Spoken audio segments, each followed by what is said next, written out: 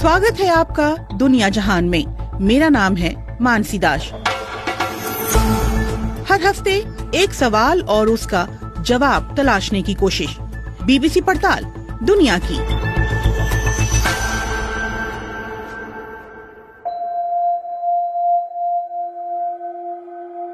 ब्रह्मांड में पृथ्वी के अलावा क्या कहीं और जीवन है, और अगर है तो कैसा? वैज्ञानिकों के लिए ये अब तक बड़ा सवाल बना हुआ है।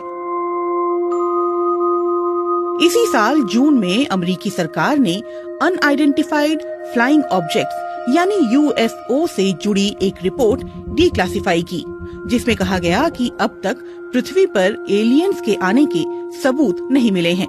हालांकि रिपोर्ट में एलियंस के होने की संभावना से इनकार नहीं किया गया है। बीते कई दशकों से वैज्ञानिक इस सवाल का जवाब तलाशने की कोशिश कर रहे हैं। वो पृथ्वी से करीब 4 लाइट ईयर दूर अल्फा सेंचुरी में जल्द जीवन की तलाश शुरू करने वाले हैं। लेकिन क्या वो एलियंस को खोज पाएंगे, और क्या पृथ्वी से दूर कहीं और भी जीवन है? इस सप्ताह दुनिया जहान में पड़ताल इन्हीं सवालों की, और इस पर चर्चा करने के लिए हमारे साथ हैं 4 एक्सपर्ट्स।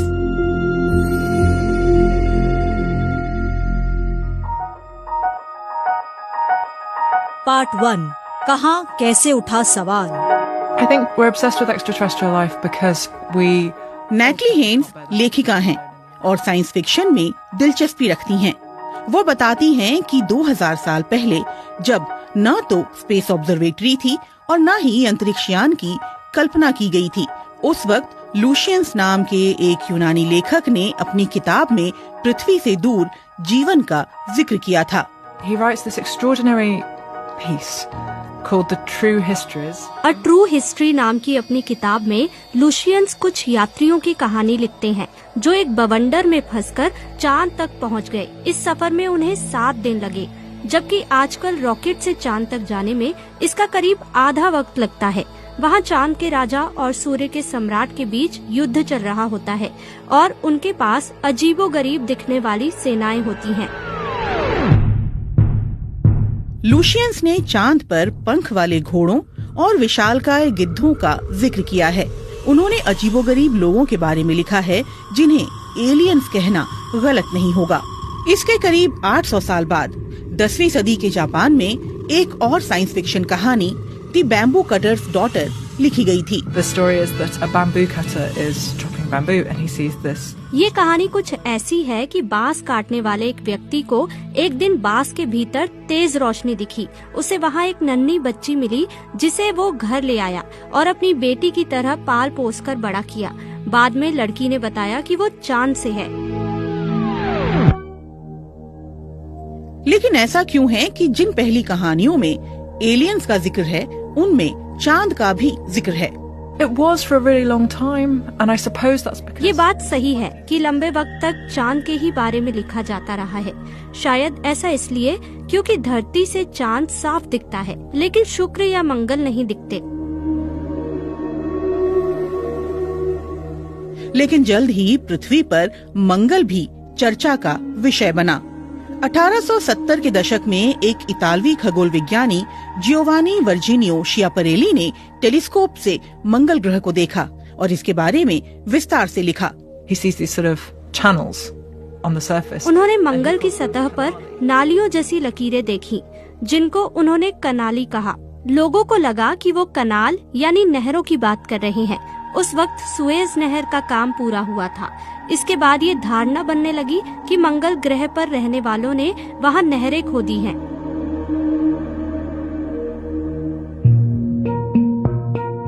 इसके कुछ साल बाद पोलैंड के एक पादरी ने अलेरियल अ वॉयज टू अदर वर्ल्ड्स नाम की एक किताब लिखी, जिसमें उन्होंने मंगल पर रहने वाले 9 फीट लंबे शाकाहारी लोगों का जिक्र किया। पहली बार उन्होंने इनके लिए मार्शियन शब्द का इस्तेमाल किया। Speaking from the roof of Broadcasting Building, New York City, the bells you hear are ringing to warn the people to evacuate the city as Martians approach. इसी दौर में रेडियो पर H.G. वेल्स की किताब वॉर ऑफ द वर्ल्ड्स का नाट्य रूपांतरण प्रसारित किया गया। इस कहानी को एक न्यूज बुलेटिन सीरीज की शक्ल में कुछ इस तरह सुनाया कि सुनने वालों को लगा मार्शियंस ने पृथ्वी पर हमला किया है।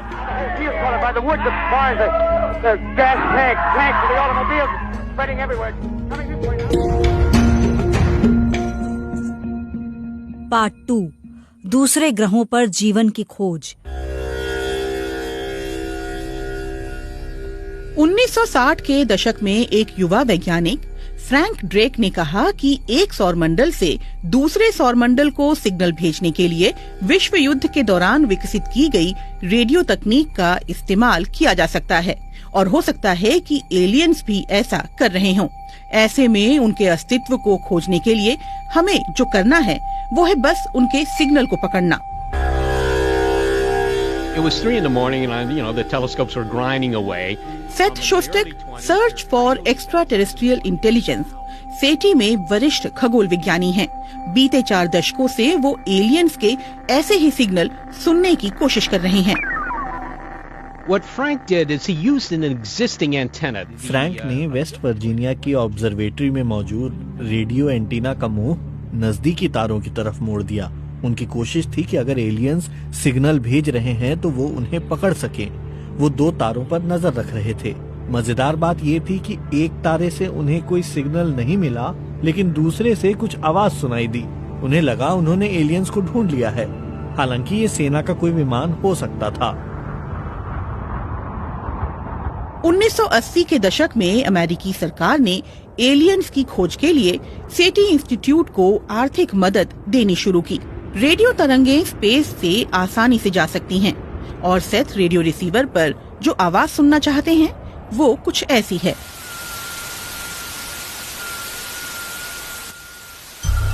ये असल में किसी एलियन का सिग्नल नहीं है, बल्कि सेथ ने सिमुलेशन से इसे तैयार किया है ताकि समझा जा सके कि वो क्या तलाश कर रहे हैं। लेकिन मुश्किल ये थी कि इसके लिए उन्हें लाखों रेडियो फ्रीक्वेंसी को देखना था। फिर उन्हें कैसे पता कि पहले किसे देखना है? Well, that's a real problem. You could say, well, I don't know. ये बड़ी समस्या थी। एलियंस ने ये संदेश तो भेजा नहीं कि किस फ्रीक्वेंसी पर मुझे ट्यून इन करना है। ऐसे में मुझे हर फ्रीक्वेंसी चेक करनी थी, लेकिन ऐसा करना समय की बर्बादी थी। हमें ऐसे रिसीवर चाहिए जो सभी चैनल्स एक साथ सुन सके।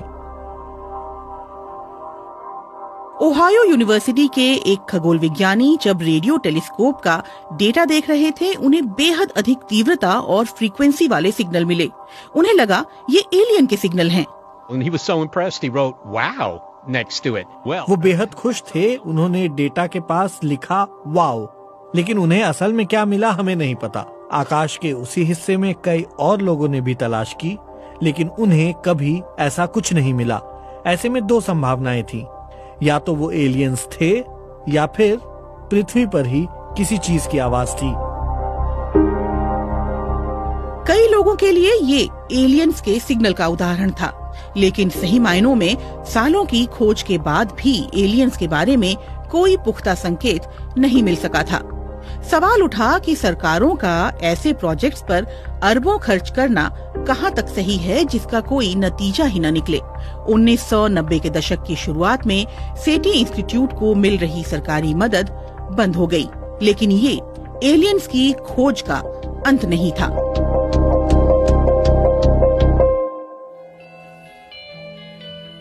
पार्ट 3, कैपलर।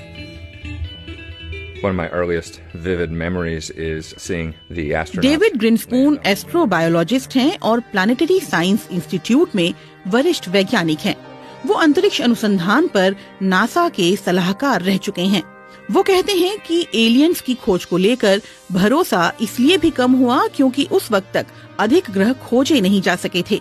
लेकिन 90 के दशक की शुरुआत से वैज्ञानिकों ने हमारे अपने सौरमंडल में नए छोटे ग्रह और ड्वार्फ ग्रह खोज निकाले और एक बार फिर सवाल उठने लगा कि क्या हमारे सौरमंडल से बाहर भी ऐसे ग्रह हो सकते हैं जहां जीवन हो। 5, 4, 3, 2, engine start, 1, 0 and liftoff of the Delta II rocket with Kepler on a search for planets in some way like our own. मार्च 2009 में नासा ने केपलर अंतरिक्षयान लॉन्च किया। इसमें टेलीस्कोप वाली एक ऑब्जर्वेटरी थी जिसका उद्देश्य पृथ्वी के बाहर जीवन की तलाश करना था। So Kepler was a very clever idea. Kepler एक चतुर विचार था। ये ऐसा था कि धरती से दूर आप एक ऐसी जगह उसे रखें जहां से वो पूरे अंतरिक्ष पर नजर रख सके। केपलर कई सालों तक तारों पर नजर रखता रहा। उसका काम ये देखना था कि किसी तारे से आ रही रोशनी बदलती है या नहीं। And if the light of a star flickers, it might... अगर रोशनी में बदलाव आया तो मतलब ये कि हमारे और उस तारे के बीच से कुछ गुजर रहा है। ये शायद कोई ग्रह हो। अगर किसी तारे के टिमटिमाने में पैटर्न है तो पता चलता है कि कोई चीज उसका चक्कर लगा रही है। केपलर के जरिए कुछ ग्रह ढूंढने की उम्मीद थी, लेकिन 9 साल के अपने वक्त में उसने सौरमंडल के बाहर 2600 ग्रह ढूंढे, लेकिन इनमें से कितनों पर जीवन हो सकता है? We have rough estimates for the number of habitable planets. इस बारे में मोटा मोटा अनुमान लगाया जाता है क्योंकि हमें ये नहीं पता कि किन हालातों में जीवन पनपता है। हमारे सामने केवल पृथ्वी का उदाहरण है, लेकिन हम ये मान सकते हैं कि पृथ्वी के आकार का कोई ग्रह अगर किसी खास क्लाइमेट जोन में हो तो वहाँ जीवन की संभावना हो सकती है। इस हिसाब से कहा जा सकता है कि हमारी आकाशगंगा में ऐसे 30 करोड़ ग्रह हो सकते हैं। डेविड ग्रिन्सपून के अनुसार ये खोज वो क्रांति थी जिसने धरती के बाहर जीवन की संभावना को लेकर वैज्ञानिकों की सोच को बदल दिया। Astronomers, most planetary scientists, अधिकतर खगोल विज्ञानी या वैज्ञानिक कहेंगे कि उन्हें भरोसा है कि किसी और ग्रह पर भी जीवन होगा। अब तक पृथ्वी के बारे में ऐसा कुछ खास नहीं पता चला है जिससे ये कहा जा सके कि जीवन केवल यहीं पनप सकता था। धरती पर एक्सट्रीमोफाइल्स जैसे कुछ जीवों की खोज भी हुई जो ये साबित करते हैं कि बेहद मुश्किल परिस्थितियों में भी जीवन पनप सकता है। वैज्ञानिकों को भरोसा है कि ये नन्हे जीव जो जीवन की शुरुआत का आधार रहे हैं पूरे ब्रह्मांड में फैले हुए हैं। इस नई खोज ने एक बार फिर एलियंस की तलाश में दिलचस्पी बढ़ाई, लेकिन सबसे बड़ा सवाल ये है कि अगर कहीं एलियंस मिल भी गए तो क्या?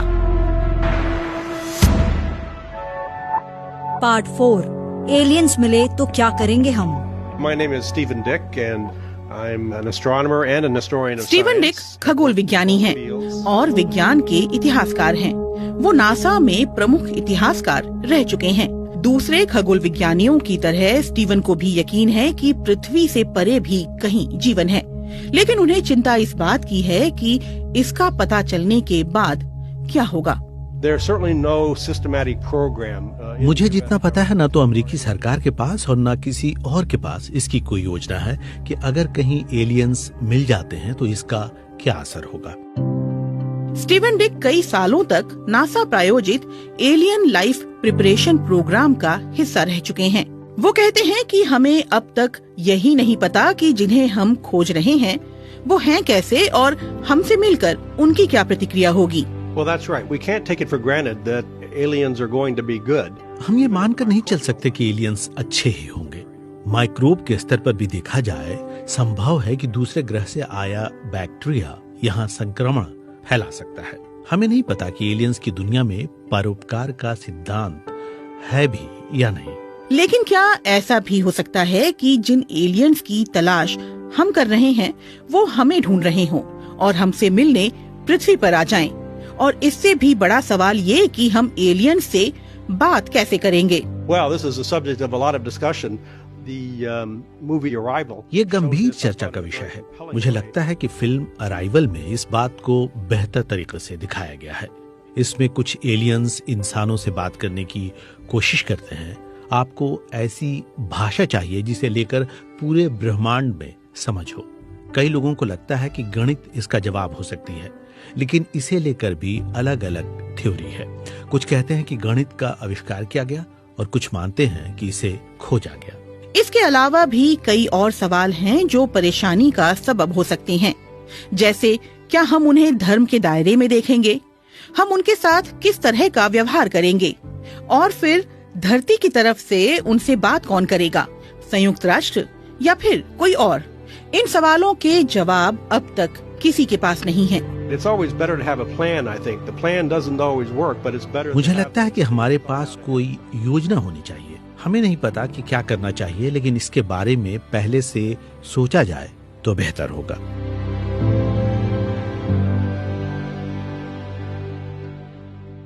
लौटते हैं अपने सवाल पर, क्या वाकई में एलियंस हैं?